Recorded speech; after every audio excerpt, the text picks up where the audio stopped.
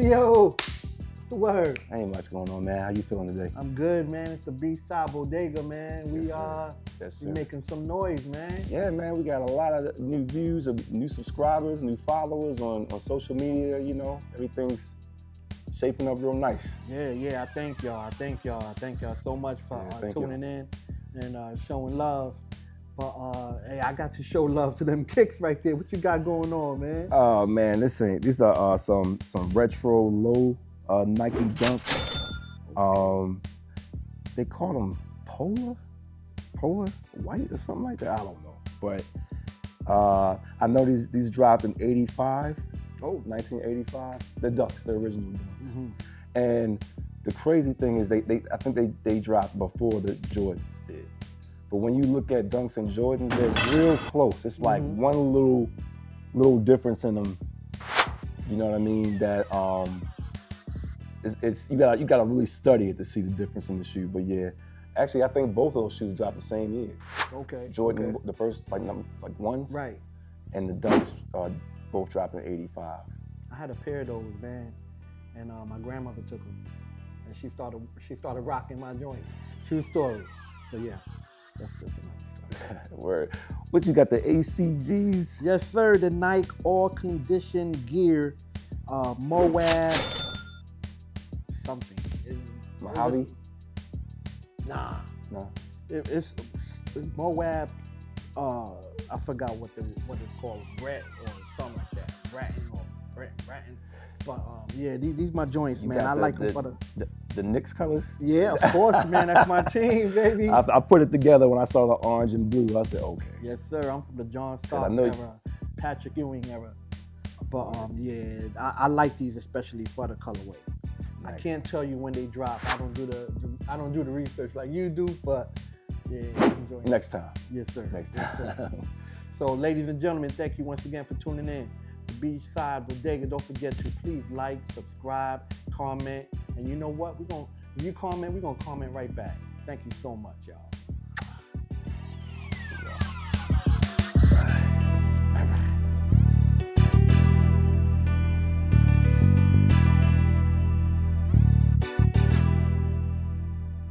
Well, it's the B-side Bodega, you know the movement is major. We get it from the ground and don't be asking for no favors. A crew of creators staying fly with the flavors, going hard cause we building the dynasty like the Lakers. No haters could ever stop us or ever top us. We took over the world and left the rest of it behind us. And you were very lucky to find us because some of the greats approve, and I pity you who declined us. We get into the mix discussing music and fashion, then we touch on current events and other things that be happening. Yeah, you could learn a lot from hanging out with these guys. The Bodega on the B-side, The B-side. Yes, it's the ultrasonic boom fresh. Your boy DJ Pop Rek, aka Salvador Gigante, and on the left of me we got the Ruf, and then we got Native Son. What's up, y'all? On the 5th L. And then on my side, we got my main man, Femi the Dry Fish. Yeah. Hold on, what camera am I supposed to be looking at? Yeah. It's like 3 cameras in here and shit. It's like This is the B-side Bodega, y'all. Welcome. Thank y'all for coming through. Thank y'all for coming, man. Yeah, of course. This is cool. We're trying to make a little something. Yeah, y'all made it cool. We elevating. That's right. That's right. Thank y'all for coming. So what's popping this week, man? I know we had some. Well, I guess first and foremost, we want to do a rest in peace shout out to Miss Valletta Wallace. Roberta Flack. His mom. Roberta Flack. Roberta Flack. Yeah, Roberta Flack. Yeah. When was Roberta? Today? Yesterday. Wow. Yesterday. Yeah. Wow. Killing Me Softly, right? Yeah. Yep. And there's quite a few other songs that you hear. Yeah. You're like, oh, she did that too. Like she was on. Yeah. She's legendary. For sure. For sure. Man, we just losing her, man. You know, it's a part of the process, bro. It's natural. You know what I'm saying? These people live life and they left of natural causes. So, you know, it's to be celebrated. Roberta Flack was 88. Yeah, that's long live. Granted, no matter when you leave, it's too soon. You know what I mean? Right. But, you know, long live 88. Yeah. Anyway, so this week's album, to review the retro review. So it's De La Soul's De La Soul is dead. Is dead. Yes. 1991 it released. I just came to this country around that time. I was probably 2 years in, like a year and a half in the country, and that roller skate jam came on. So you heard it when it's new. Yeah. It was, and I say that to say, it was a part of my first hip hop experiences. Chuck Rock, Treat 'Em Right, the roller skating jam, that shaped how I received hip hop. Energetic, fun, lyrical, profound, but it shaped how to this day how I receive hip hop is through Chuck Rock and De La Soul. Yeah, Chubb Rock was nice, yo. Yeah. He was nice, yo. Yeah. So, who else would you say shaped it? Would you say like the whole native tongue? Whole native. So I'm gonna be whack. Tribe Called Quest definitely. De La Soul is my favorite out of that clique. Latifah was in that clique. Moni Love. I feel like Moni Love had like 2 songs. And that was it. Am I wrong? I feel like she didn't have a Moni in the middle. Moni Man. That was it's a shame. Oh, that was but that's it. I remember her for. That's it. Oh, and Ladies First. But that wasn't her song. I know, but it's weird because her flow was so butter. I'm surprised her career didn't go further because she had such a flow that was like, for that time, it was almost like she was ahead of her time. She was a total package too. She was pretty. She still is. You know, but her flow, like the way she delivered on a track, it was so rhythmic, like it just flowed. Yeah. And people went like, and it's because she was like late 80s doing that at a time where people were still trying to come out that box of That's really true. very More you saying that, yo, shout out to Moni Love. Moni Love, yeah. Yeah. She's British too. I was getting ready to say that. She's from London. From London, yeah. Killing the game then, because Slick Rick. Slick Rick was here. Yeah, Slick Rick was here. Yeah. And we got 21 Savage. Where's he from? He's He's born in London too. Yeah. He's born in London too. Yeah. So shout out to London. Hip hip chip chip for the queen. Giving us the best rock and hip hop artists. You know what I mean? When they come over here, they come over. They come over. Acting. Look, the entire Hollywood right now. Everybody in Hollywood is from London. Yeah. Everybody from Hollywood. And they all do an American accent specific to certain areas of the country. Yeah. Like specific. They needed fresh faces, man. They said the redcoats are coming. Okay. So what were the joints that stuck out to you on that De La Soul is Dead album? My favorite joint on that album of all time, like the music, the beat to it. Like, I don't cry in real life, but inside I'd be like, it make me feel a certain way when I hear it come on. But past the plugs, the way that joint come on, and the whole song in general, but the way it comes always makes me feel a way. I don't know what the feeling is, but it makes me feel. It makes me feel. Past the plugs is my joint. Like I can have that song on repeat for an entire day, for an entire week, and I won't tire. That one song. Yeah. But the whole album, the skits, that was a very skit. I mean, back then everybody did skits on their albums too, but they had a lot of fun with the skits. The roller skating jam definitely all day. Because I'm a guy that hit the dance floor, so that song is just you can't do nothing but like dance to it, like it make you dance. Like that's a dance song. One thing as a DJ, when I'm rocking a party and I see this man there, I'm good. And I'll be like, yo, he gonna be on that dance floor. I love it good. Yes, sir. Okay, so this is how we gonna rate it, right? This being the best is chopped cheese. Okay. Or the cat sleeping on the bread, which means it's whack. Okay. So De La Soul is dead? Yeah. That's chopped cheese. But I'm biased. I'm a super De La Soul fan. I am a super De La Soul fan. With that said, my favorite De La album is the Balloon Mind State album. That's my favorite De La. It's my favorite De La album. It's my favorite De La album. Yeah, Break of Dawn, Ego Tripping, all that. Like, it's my favorite De La album. But I love all De La albums. The one I don't enjoy the most, I won't say enjoy the one I like the least, but I still like it, is the last one they dropped, the one they got the funding, the crowdfunding for. There are songs on there that I love a lot, but I can pick through it. The Nobody. Yeah. Shoot, I'm just blanking on it. Something Nobody, but yeah, I really enjoyed that album. Yeah, De La Soul is Dead is I mean it's in my opinion it's among the first 4 De La albums are flawless albums in my opinion. I got flawless. I got it. Flawless hip hop albums. I rock with the you. first 4. Yes, sir. So after that, the Bionics were also really good too, though.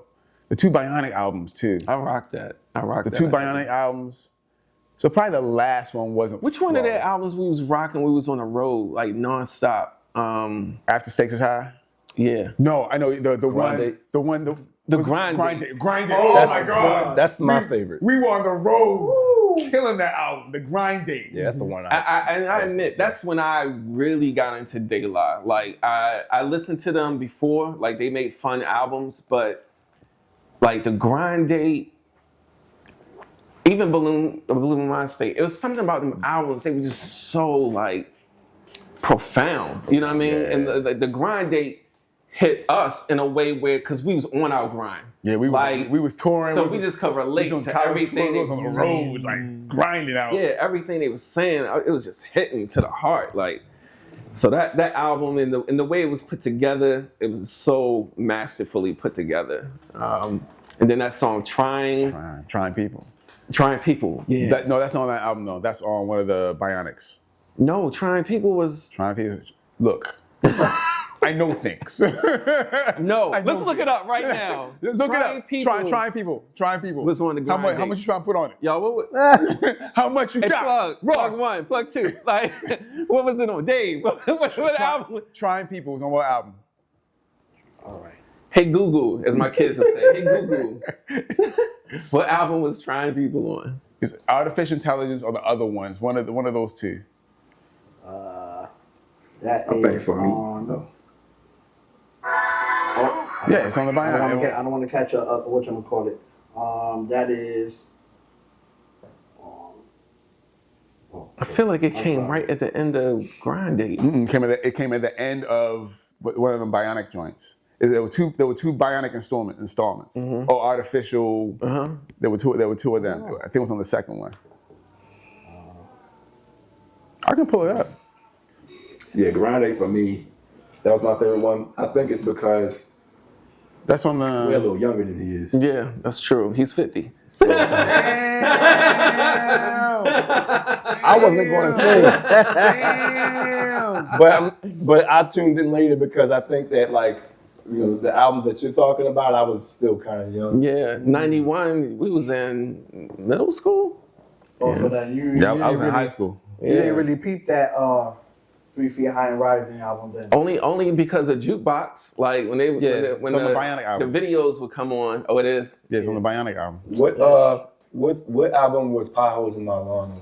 Potholes in My Lawn. 3 Feet High and Rising. So I remember that. Potholes in My Lawn. I love their videos. They were so colorful, fun. They had a good time. So as a kid, I would watch them and just enjoy it.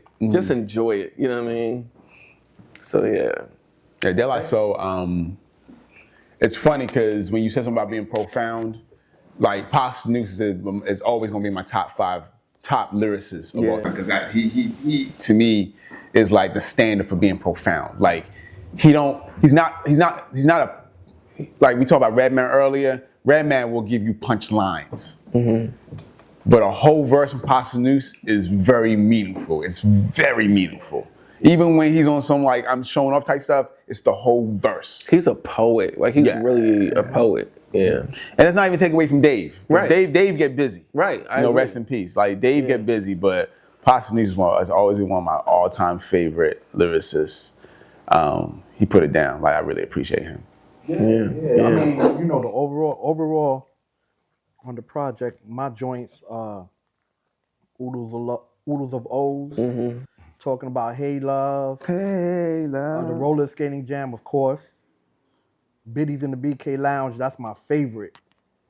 Man, it's too many joints on here, man.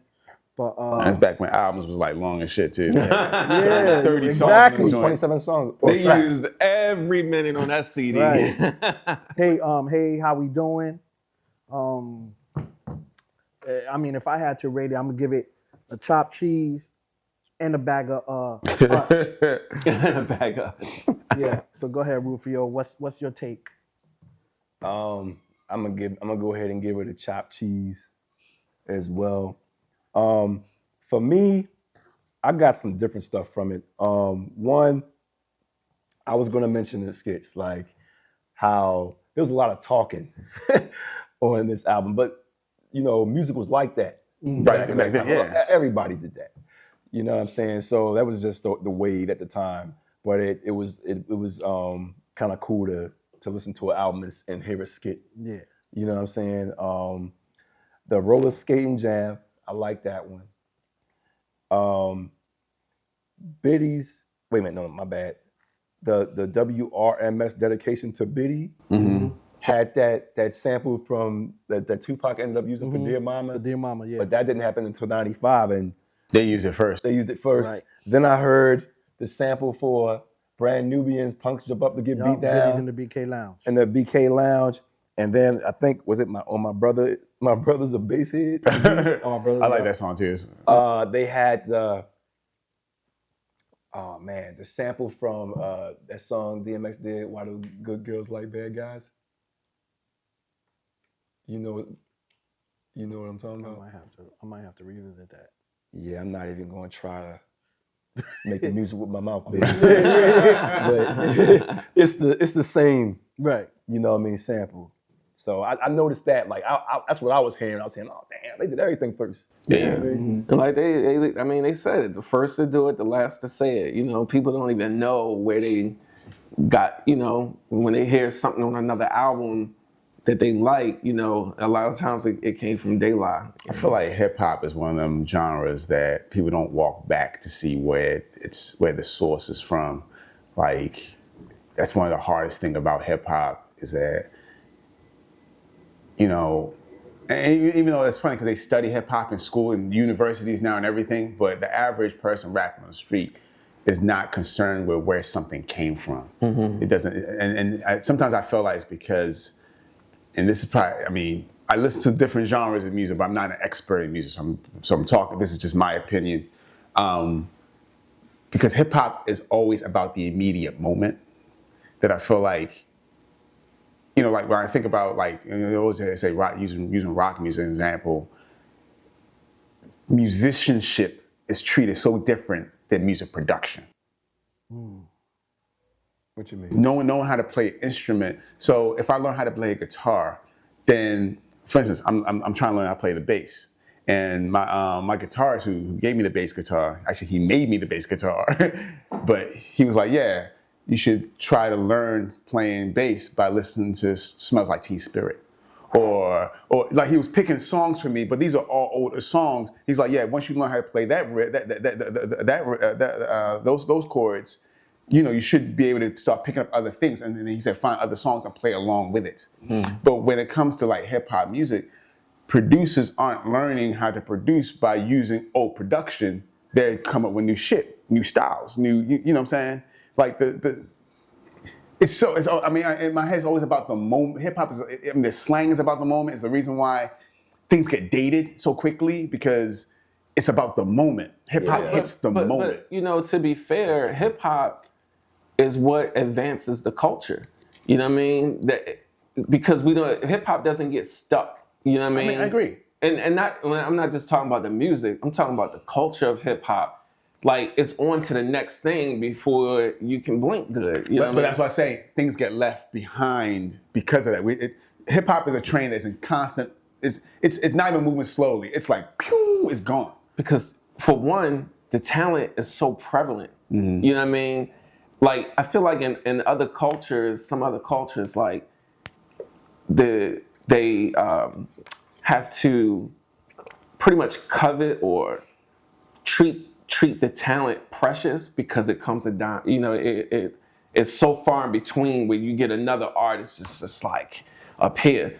But with hip hop, there's a dope MC every 5 minutes, every 2 blocks. You know what I mean? And you know, the debates that we have about the greatest MCs of all time is really irrelevant because they got different chambers. They got different, you know, it's hard to compare, you know, we talk about Nas and Jay-Z, we talk about KRS and Big Daddy Kane. Big Daddy Kane, but they were all different and they were all just equally top tier. You know what I mean? Equally. Like, you know, I don't take nothing away from KRS One. Them BDP albums, man, the songs, the structures, like they were dope. Same thing with Kane. You know, East Coast versus West Coast. Then you got the South. It's so much. It's so rich that I feel like we're the only ones that don't really respect it because we're the ones who's creating it, and it comes like water. Like I said, it moves so standard. But I remember. Chuck D in his book, he's probably said this out loud also. I remember I read this in one of it in his book, and it's about Rakim. He said when what was Rakim's first album? DJ. Paid in Full. Paid in Full came out. PE was actually working on an album, and when Paid in Full came out, they scrapped the album because it was like, oh shit, we are not this style is dated because Rakim came out. This style is dated. We can't put this album out because it's dated, and that's how hip hop moves. It will literally make if you're not part of that train movement, you will. I don't care how dope the album is. Wait a minute. Public Enemy scrapped their album because Paid in Full came out. Yes, and they said it was dated. Yes, Public Enemy's music never sounded like. But that's how Chuck D felt. You can look it up. He literally actually you know what's ill? That's Public Enemy's chamber. And then you know I agree with you. But Chuck D felt like Sonic, and it wasn't just rap wise, sonically. Rakim took it to a different level. Okay. You know what I mean? He sonically Rakim paced the culture a few steps forward. And then whatever they were doing sonically, it was like, It's like Dre, sonically. Yeah. Like he made everything, like hip hop was real gritty and raw before he hit the scene and everything got clean and crisp. Yeah. But you know what? Like Public Enemy, they sound was unmatched. You know what I'm saying? Cause Rebel Without a Pause, Public Enemy #1. Like they had sonically, they was in a class by themselves. I would agree. Yeah. I would agree, but Chuck D didn't feel that way. Chuck D was like, Somebody needed to tell Chuck, like, Chuck, you don't got to worry about it, brother. But by then, work it out. You feel like P can drop an album right now and first of all, I've gone to see PE. Mm-hmm. Granted, it ain't a lot of us in there. Ain't a lot of us in there. It is a sea of white people going to see. When I say a sea, I saw them in, I want to say Virginia. This is some years ago.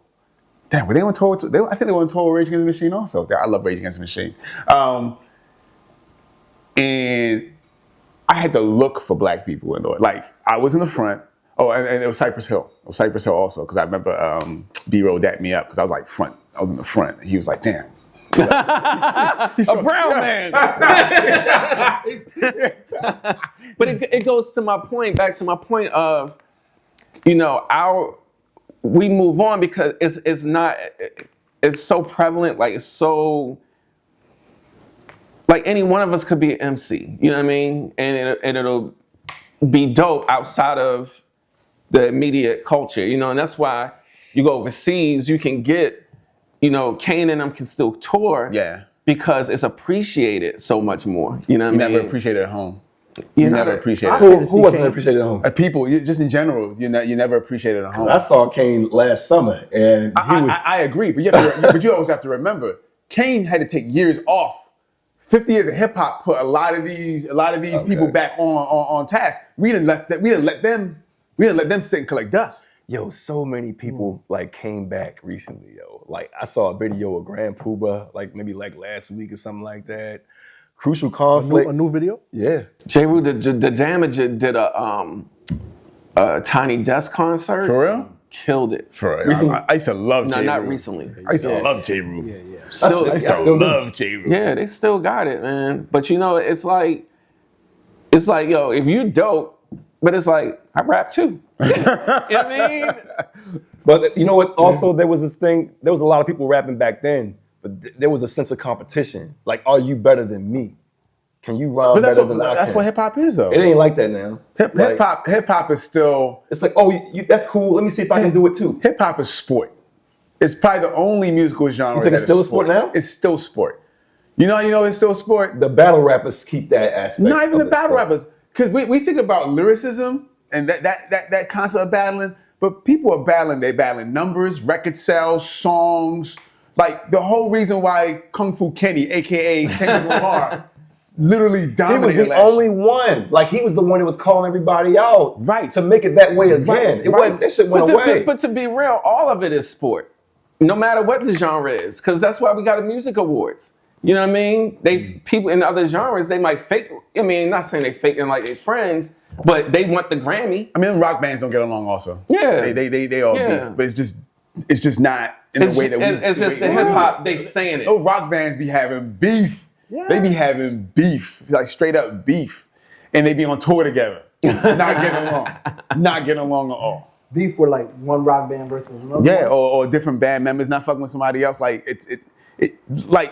it's people doing people shit. Like sometimes I feel like we're so quick to say things are so cultural or racial. At the core of everything, it's people doing people shit. Mm-hmm. No matter where you are, you go to a you go to a religious space where there are like preachers and shit like that. They not fucking getting along. Yeah. They trying to outpreach each other. Right, they're trying to outpreach each other. You know, no matter where you go, people are peopling, and the style of people and the average set of people are trying to figure out how can I be noticed first? How can I be the best? How can I get all the attention? There's only space for one. Even with the actors, you know, when it comes to Oscars, when they put up the nominees, what do? When the person win, when they call it out, what do? They cut the shot to the people in the audience who didn't win. Yeah. And then being an actor, you gotta fake me like you're so happy for them. You know what I mean? Like, you wanted that award. That's why you there. I want to see somebody just keep it real. Just be like, Who they said it was? I think it was Angela Bassett that kept it really real. Right. They had for the Black Panther joint. Yeah. Remember Kanye kept it real. And nobody. He did. People was mad at him for that because he wasn't humble. And he already won like a lot of ton of shit. No, he wasn't. No, he was advocating for Beyonce. He was advocating for Beyonce. But he said that girl's album was not. Yeah, but look, I'm not. First of all, I'm not a huge Beyonce fan, and I'm not a Taylor Swift fan. You better be quiet about that. Hey, Beehive, it was you know, but it's like we're trying to use like Taylor Swift got the range of ages. Mm-hmm. Got the range of ages. She does? Taylor Swift. Yeah, man. No, I mean range of age, like older women. The little girls and the old. I mean, because Taylor Swift. How old is Taylor Swift? Like in the what? 30s? Probably. She's in 30s. So she's probably got the 40s and down. Yeah. I don't know about white women or other races, but like, do they listen? Like, I feel like, well, I don't know. Maybe it's the same thing because I know 40-year-old black women who listen to Meg Thee Stallion and all of that. But I was like, it seemed like Taylor Swift or even like Britney Spears, they were for teeny boppers. So I really can't see soccer moms like.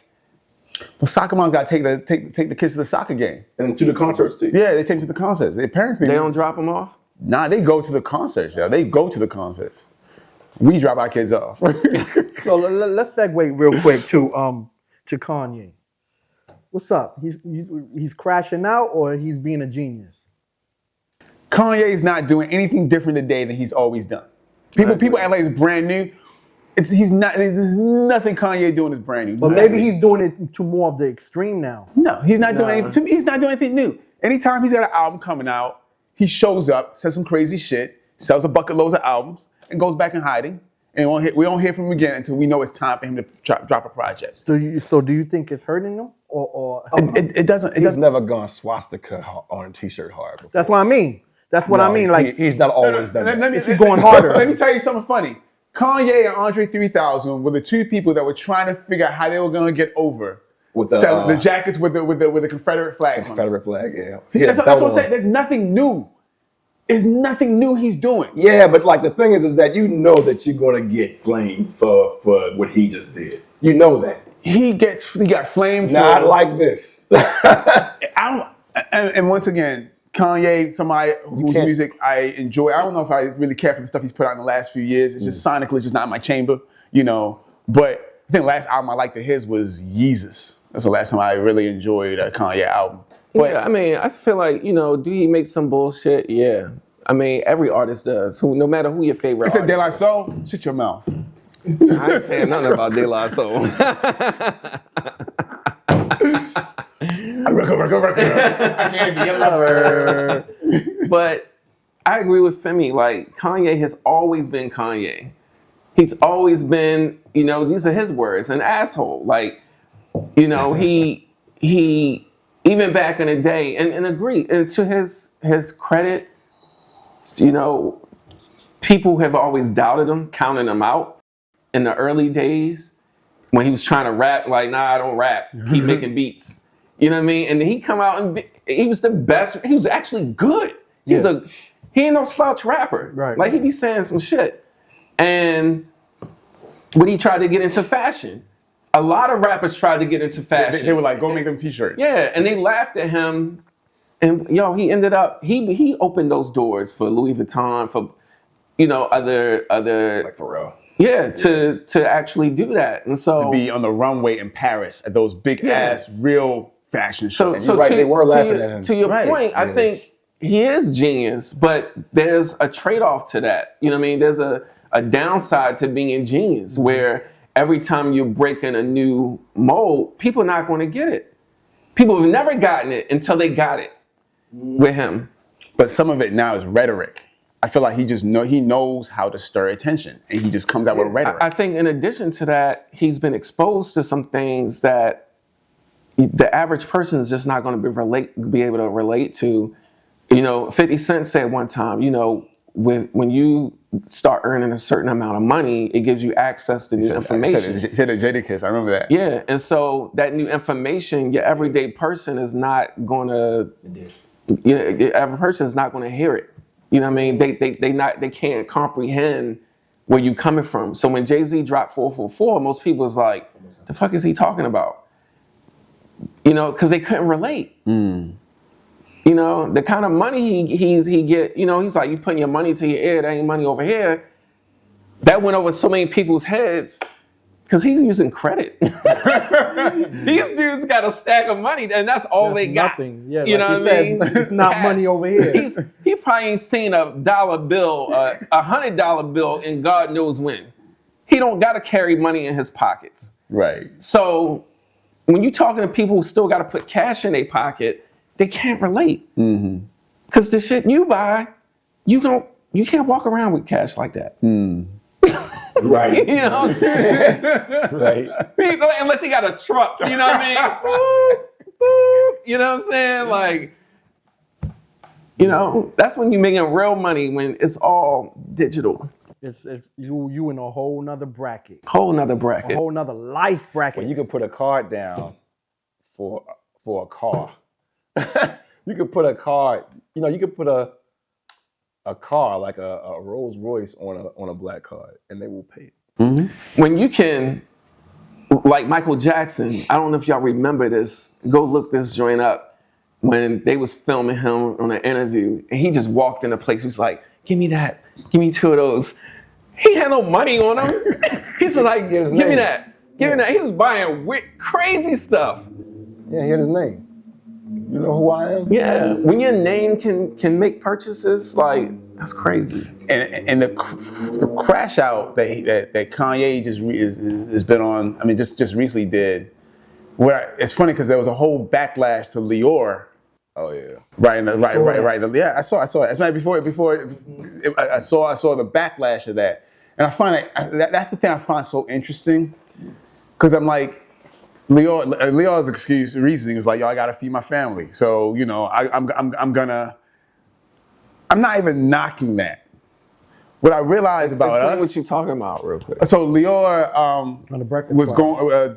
wrote this whole letter to Kanye because the swastikas, basically the anti-Semitic statements that he makes. Kanye feels invincible, and he got checked, and he was a billionaire. He was no longer a billionaire. Do you know he's a billionaire back again? So once again, you can't. So no, whatever's happening, Kanye can't be stopped.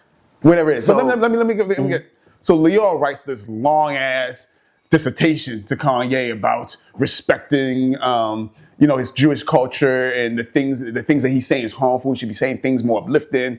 And then there's a clip from The Breakfast Club where Charlemagne is like, but you have supported music, have put out music through your artists that have talked about destroying the black community, murder, yada, yada, yada. Opioid and then Lior was like, well, I got a family to feed. I remember that interview. I remember Now, I'm not even mad at that. Because the problem with the black community, I'm about to get flamed for this, is that we want people to respect us more than we respect ourselves. And that's a problem.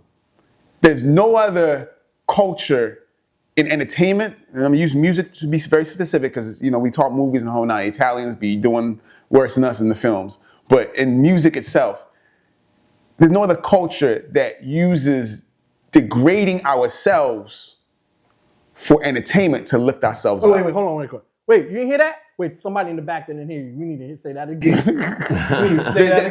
But there is no other culture, and is it by design?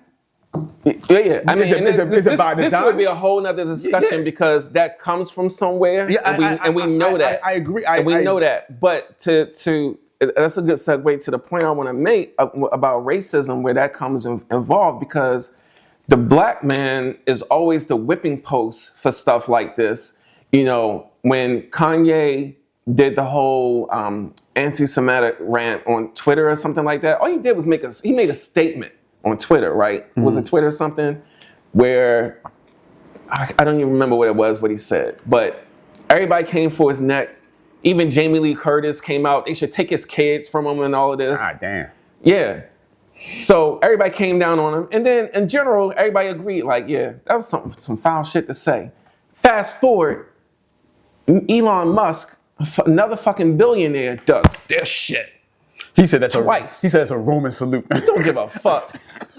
Nobody checked him. Nobody froze his accounts. Mm-hmm. Kanye got his accounts frozen. Well, he owns Twitter or whatever the fuck it's called. But if it's that bad, I didn't hear nobody come out saying I agree. anything. I agree. People was definitely mad that he did that. Who?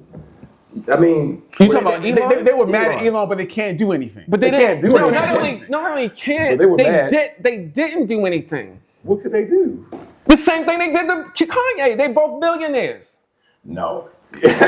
One is black, sorry. No, do you know how much money he has, bro? That doesn't matter. If ain't nobody stopped buying Tesla, ain't nobody stopped. All of this shit they doing with Target right now, it's a selective. Like Kanye's billionaire status. I agree. They're day and night. Worlds apart. So you saying that's the difference? It's a huge difference. It's a lot. So you can say whatever you want about Jews if you got enough money. I mean, no. Did they do anything? No. Because that's a hit. That was they didn't do anything. That was a Nazi. That's why I said like they don't tolerate anything. Because Jewish culture doesn't tolerate anything. What I'm saying right now, they did tolerate it. Because Elon is in charge of the government right now. B-side Bodega. I wanted to say something. He's in charge. He's running everything, and nobody doing shit. You're right. Yes, you're right. He say what the fuck he want to say. He do what he want to do. He's standing in the Oval Office, had his son running around in it. Yeah. With a baseball cap and a t-shirt on. Telling Donald Trump it's not like we don't know. It's not like we don't know that we live in a capitalistic society and money. It's not just capitalist. It's racist, and we try to disguise racism. $384 billion. We try to disguise racism like they cover it up with other shit. But this is like a prime example. Elon Musk could do that, but Colin Kaepernick can't take a knee. Mm-hmm. But the people that try to get The people they go for are the people they feel like they can take the from. low-hanging fruit, which is us. But no. I mean, we've seen them try to get others. I remember Like who? Remember they tried to get Charlie Epstein. Sheen? Charlie Sheen. Yeah. Epstein. You said they tried to get him. They tried to get Charlie Sheen. They tried to get Charlie Sheen. Who? The dude with the island, they got him. That's Epstein. That's Epstein. Epstein. That's one person. He asked for him. I know, but look how long it took. I mean, And guess what? His family still probably got money. Harvey Weinstein, they still putting out his movies. They stopped Bill Cosby shows, but did they stop all them Weinstein movies? No. We still watching those movies. That's all of Hollywood. But I totally agree with you. But they go for the people they know they can. And don't get me wrong. Yes, they don't want a black man saying anything out of pocket. We should stay in our place. That is a fact. You can destroy yourselves. You can destroy your community. You can destroy each other. But do not spill outside the cup. Do not step outside the square. And the minute you step out the square, like, yo, boy, that's not where you belong, son. That's not where you belong. And they I'm sorry, go ahead. no good. They all learn it at some point. Even, Kanye and even Puffy are the greatest examples that we have right now of, you feel like, so the thing is like, okay, it's not enough to be a millionaire, but I cracked $1 billion so I can do what I want. And you learn you can. And they tell you, you learn that you can't because they're gonna cut it off. They're gonna, they can freeze your accounts. Puffy thought he made it, but it's like, yo, nah, you can sell some rock to them, but you can't have a piece of this. Come on, Puff. Come on. Yeah. I like you, but no. You're not going to get a real piece, Right. And I think it's devastating to realize, like, dang, I thought I made it. But think about it. I thought I was on the same level because I got $1 billion. Think about it. They let all them guys, they let all of us have record labels. Yeah, you can have a record label. You can have a record label. You can have a record label. But guess what you can't have? Distribution. Exactly. You could not have distribution. You could not have a piece of what really make a shit move. It's like, at what point in time did you ever think that we were in control here? But sometimes you can be fooled into thinking you are in control. This has been there. Because you got money. Because you got money. Because they tell you wealth. Yeah. Either because you got money and or you believe that you're friends with white billionaires. And it's just not true. They had Meek Mill bunny hopping out there. You know what I mean? What would make him do that? And there's no diss to Meek, but you talk to these, listen to these guys and they're like, oh, I have billionaire friends. Kanye thought he was friends with Elon Musk, with Donald Trump, with, Steve Harvey went to go meet with Donald Trump. Like what he had to say was going to change something. And they start realizing that, oh, like, no, I will never be a part of the club. Never. Even with all this black excellence stuff, you're still not part of the club. I agree. Because right now, like we're talking about entertainers. All of our wealth, when we think about wealth, black wealth, we're thinking about black entertainment. When we're giving examples of a wealthy black person, we're not talking about a black dentist or a black architect or none of that. Lawyer, attorney. Bob Johnson. Bob Johnson, he owned BET, right? No, yeah, but he was an executive though. But that's still entertainment. Okay, you're right. It's still entertainment, and that is probably our biggest issue. What's crazy about it is that, and all of our entertainers from Denzel to even Jay-Z, right? We look at Jay-Z as being he the man, right? He's shaking and moving, but these folks, they still have to use their bodies to get the money. You still gotta promote. You still gotta use your brand, your name. If Jay-Z stops working physically, you stop making money. He doesn't have the Walton family. We don't even know who they are if we saw them on the street. Snoop still gotta work. He still has to work. Steve Harvey prides himself on being the hardest working. You got 7, 8, 9 shows. TV shows. But is that I mean, if you're proud of it, it's great. But when just thinking about it in terms of, if he stops working, is he still going to be able to afford those properties, the trips? Samuel L. Jackson, if he don't do another credit card commercial, are his funds going to dry up? You know what I mean? How are you going to get generational wealth when your family and your friends and the people around you, they all depend on your success? If you stop being successful, if people stop liking you, if you get canceled, you broke. How do you get the money? How do you get to the money when you ain't got to use your own physical black body or brown body to make it? Floyd Mayweather, every now and then, he still got to take a fight. You know what I mean? Mike Tyson still got to take a fight. For sure. You know what I mean? If you got to sell your persona to make money, your personal persona to make money. Somebody like a Harvey Weinstein, even, what's the guy that do the Law and Order, do all of the TV shows since Dick 90s? Wolf. Wolf. Dick Wolf. You don't know what he looked like walking down the street. Nah. You know what I'm saying? Like, the guy that does Saturday Night Live, to be honest, that show should have been off the air. But why is it the most longest running show? He's never got to work. You know what I mean? The dude that made The Simpsons, the dude that made Family Guy. These are cartoons. None of our shows, our sitcoms, run like that. None. How come In Living Color couldn't have had a run where they're still on today? And they had a diverse cast too. And Saturday Night Live, it's not like they never did anything risky. They did risky stuff, but nobody says anything. Okay, so yes, indeed, fellas, I appreciate y'all for coming through, man. It was a great episode, great conversation, and we most definitely have to have you guys on back, man. A lot of thought-provoking, good mental food. You know what I'm saying? So thank you for having Thank you. Gracias. De nada. So, DJ Pop Rek, a.k.a. Salvador Gigante. And Rough. And you know what I'm saying? To the viewers, we appreciate y'all for checking us out. Like I said, don't forget to please hit the like, subscribe, comment, even share the joint. Share it to your grandmother. She might like it. You know what I'm saying? So DJ Pop Rek, it's the B-Side Bodega. And I'm out. Yeah. All right, peace. My name is Black. B-L-A-C-K, Black. I live in a black neighborhood. I was born black. My woman is black. Sisters and my brothers are black. When I walk black. My rap is black. My drawers are double black.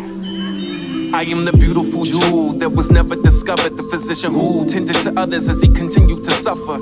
I am without borders, but quite contained. I am a living God, but only use 10% of my brain. Guess it's safe to say heaven ain't in space. When you die, you go to NASA without a trace. Like a chemtrail, what does the itinerary entail? Guess it all depends on the energy of your entrails at daybreak. Looking beyond the pale, no rules for white kids, why black kids fail. But equity is important, why truth lies dormant, why my poetry still triple times the absorbent like it's bounty on my head. You heard what I said, but all they want is 16s from my teenage Ross. I'm pushing 40 home, but these ain't juvenile bars. You process a little different when you suffer through loss. So much I wanna say now. A Tatiana gun down.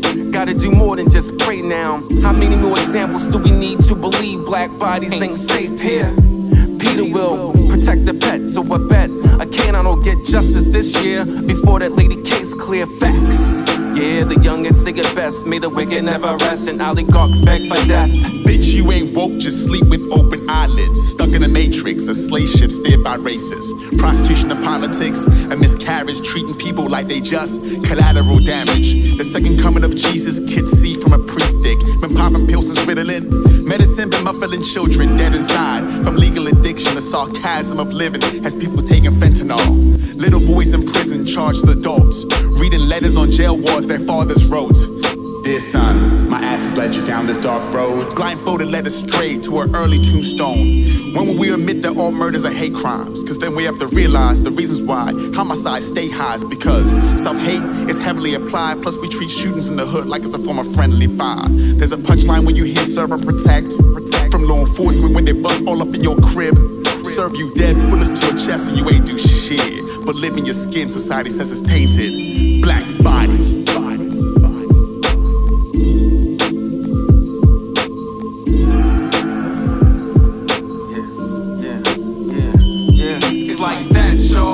A nation trying to put me on my back, y'all. My country trying to kill me, this is facts, y'all. Black bodies under constant attack, y'all. You don't hear me, this ain't all about rap, y'all. Holla if you feel me. Say holla if you feel me.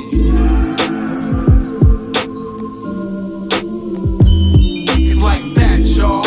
A nation trying to put me on my back, y'all. My country trying to kill me, this is facts, y'all. Black bodies under constant attack, y'all. You don't hear me, this ain't all about rap, y'all. Holla if you feel me.